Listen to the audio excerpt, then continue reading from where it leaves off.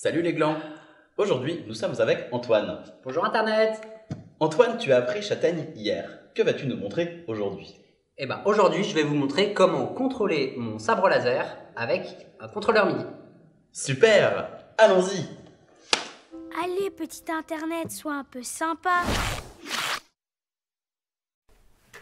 Alors, j'ai ici mon prototype de sabre laser. Donc j'ai le son et la vibration, ce qui me manque c'est la couleur. Alors pour ça, j'ai préparé une petite carte Arduino qui représente mon prototype de sabre laser. Dessus j'ai branché 3 LED, une rouge, une verte et une violette. Ce sera les différentes couleurs possibles pour mon sabre laser. Donc chaque LED a la patte la plus courte reliée à la masse et la patte la plus longue reliée à un des pins de sortie de la carte Arduino. Donc la carte Arduino a été préparée avec un petit code que vous pouvez retrouver sur la page qui simplement allume les LED en fonction des lettres qui sont reçues par la liaison série. Donc la lettre R allume la LED rouge, la lettre G allume la LED verte, la lettre P allume la LED violette et la lettre A éteint les 3 LED. Les 3 LED. les 3 lettres. Les 3 LED. Donc on va éteindre les lettres et ensuite en fonction des lettres qu'on reçoit. Parfait. Je vais commencer par m'assurer que je peux allumer mes différentes LED depuis Châtaigne. Donc ma carte Arduino est branchée sur mon ordinateur avec le câble USB. Il y a donc une liaison série entre les deux qui permet d'envoyer des caractères. Je ne vais pas m'étendre sur le sujet, vous pouvez trouver plein de ressources en ligne si ça vous intéresse plus. Pour communiquer avec ma carte Arduino, dans Châtaigne, je vais créer un module protocole serial pour le protocole série. Je crée mon module et à droite dans l'inspecteur, je peux voir les paramètres de mon module. Il y a différentes façons, il y a différents protocoles. La line, c'est très bien, c'est envoyer des lettres, c'est ça qu'on veut faire. Et ici, j'ai le truc le plus important, le port. Il faut que je choisisse mon port série et hop, je peux voir que j'ai mon Arduino Uno qui est là. Si je débranche ma carte Uno, elle a disparu. Donc c'est bien celle-là, c'est bien à elle que je veux parler. Le baud rate c'est 9600, c'est celui qui a été configuré dans le code de la carte, donc c'est très bien, j'y touche pas. Ici j'ai un command tester qui va me permettre de tester différentes commandes. Je choisis d'envoyer send string pour envoyer une chaîne de caractères. Et ici, ce que je veux envoyer, par exemple, c'est la lettre R. Je ne veux pas rajouter de retour chariot, je ne veux pas rajouter de nouvelles lignes. Ça peut être utile de temps en temps, mais ici, le code qu'on a mis sur la carte Arduino, il prend juste le caractère, et c'est simplement le caractère R qui va permettre d'allumer la LED rouge. Si j'active la commande, boum, Châtaigne a envoyé la lettre R à la carte Arduino qui a allumé la LED rouge. Wow.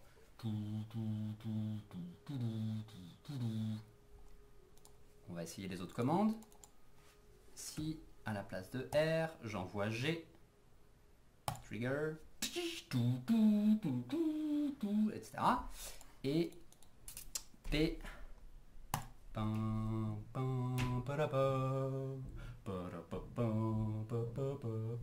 et avec la lettre A, j'éteins les 3 LED.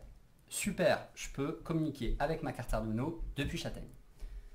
Maintenant, ce que je veux faire, ça va être contrôler mes différentes LED depuis un contrôleur MIDI. Donc ici, j'ai un contrôleur MIDI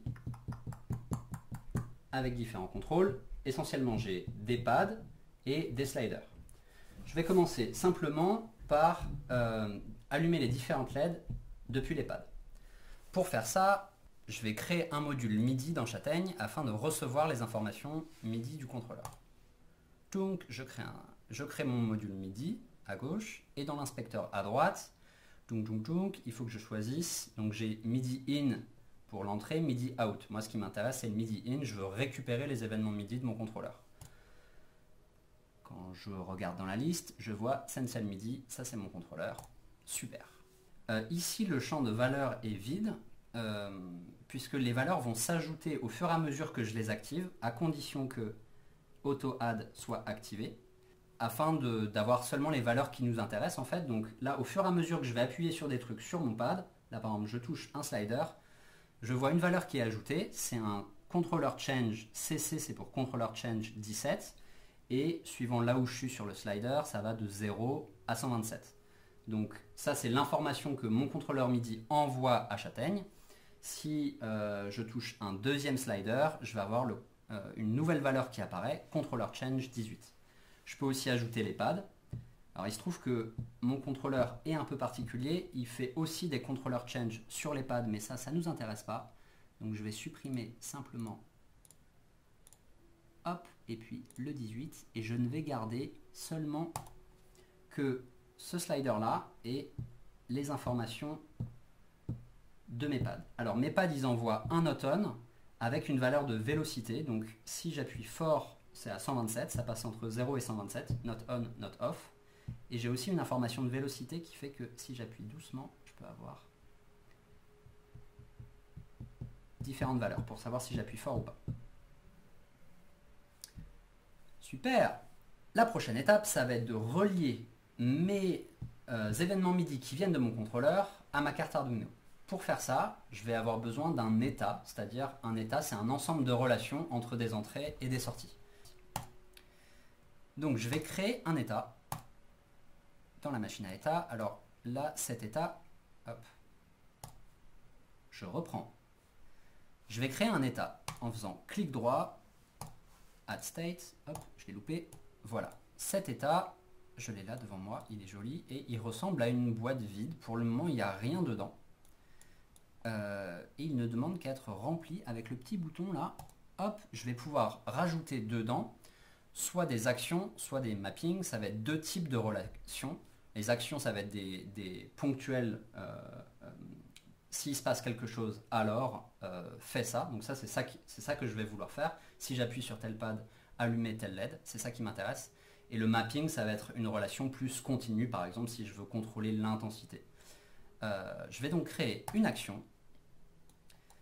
Cette première action, ça va être de dire, si j'appuie sur le premier pad, j'allume la LED rouge. Je clique sur l'action, dans l'inspecteur, je vois que j'ai mon action elle est constituée de 3 blocs.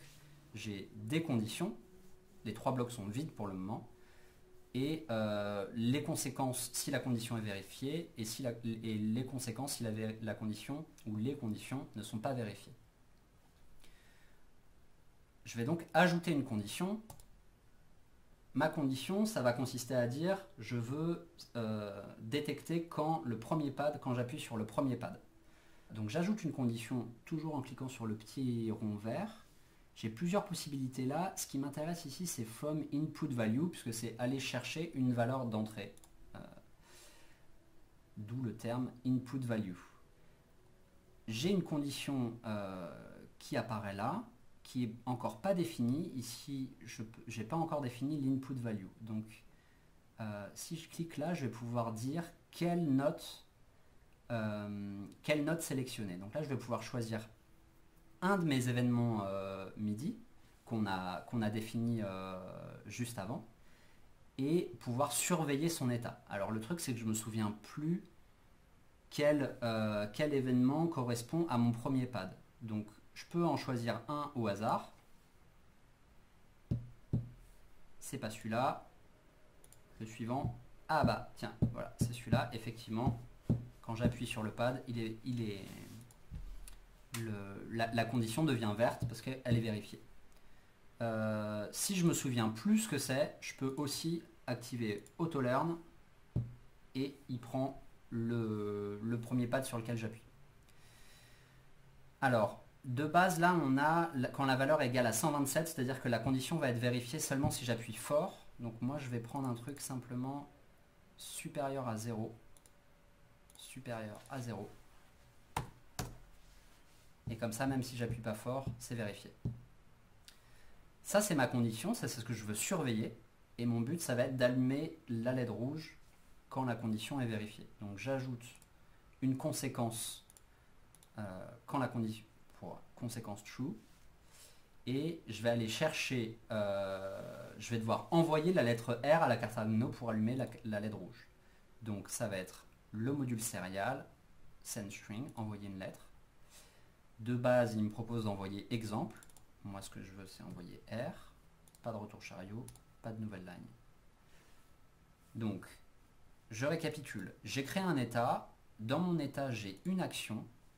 Et cette action consiste à envoyer la lettre R à la carte Arduino pour allumer la LED rouge.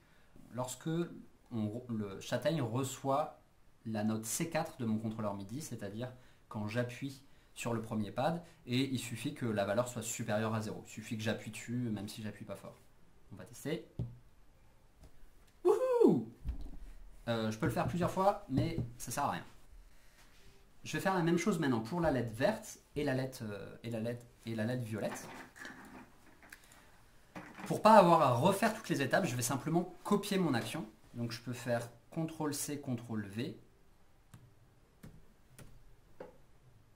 Ou bien, donc là j'ai fait une fois CTRL-C, CTRL-V, hop, j'ai mon action qui est dupliquée avec les mêmes réglages. Ou bien CTRL-D et ça me combine les deux actions. Je vais me créer 3 autres actions pour les 3 lettres à envoyer. Donc là, pour le moment, les 4 actions sont complètement identiques. Je viens juste de la cloner, ce qui fait que si j'appuie sur mon pad, elles sont toutes déclenchées. Donc je peux voir là, dans mon état, quand j'appuie sur le pad, je peux voir pour chaque action si la condition est vérifiée ou non.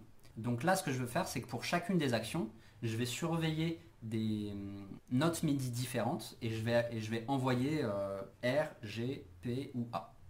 Donc sur la deuxième, ce que je vais changer, c'est simplement l'autre pad. Donc comme je ne sais pas exactement quelle est la note MIDI associée au pad, je fais un auto-learn et j'appuie sur le deuxième pad. Ce qui me permet, voilà, c'était le C4 dièse. Et au lieu d'envoyer R, je vais envoyer G à la place. On va vérifier si ça marche. Si j'appuie sur le deuxième pad, tadam, ça envoie la lettre G et ça allume la LED verte. Hop, troisième action, auto-learn pour récupérer le troisième pad, envoyer P, quatrième action, auto-learn, quatrième pad, envoyer A pour tout éteindre.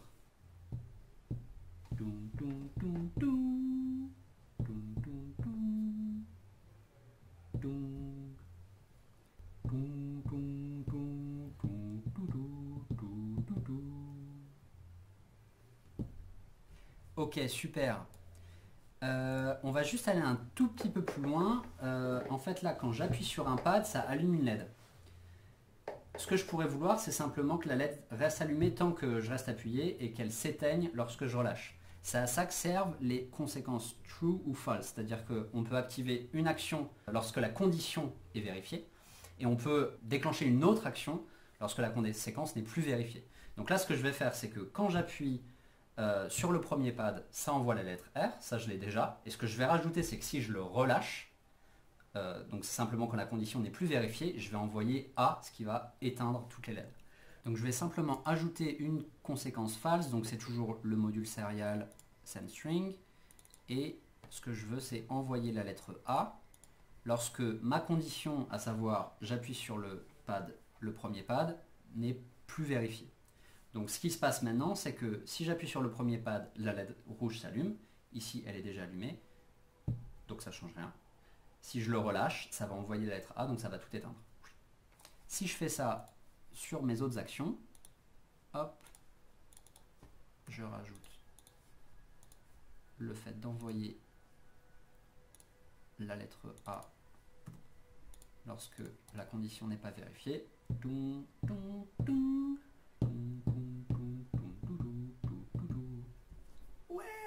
Ok, du coup j'ai plusieurs boutons pour choisir la couleur de mon sabre laser. On va juste voir ce qui se passe avec les contrôleurs change. Donc ici un slider, si je touche un slider, ça n'envoie pas des notes on ou des notes off, mais une valeur entre 0 et 127. Donc par exemple, je peux vouloir choisir la LED que j'allume en fonction de l'endroit où je suis sur le slider.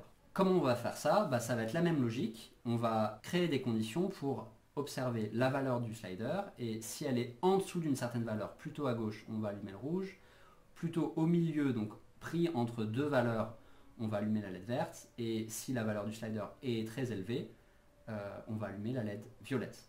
Et si je relâche le slider, on va tout éteindre.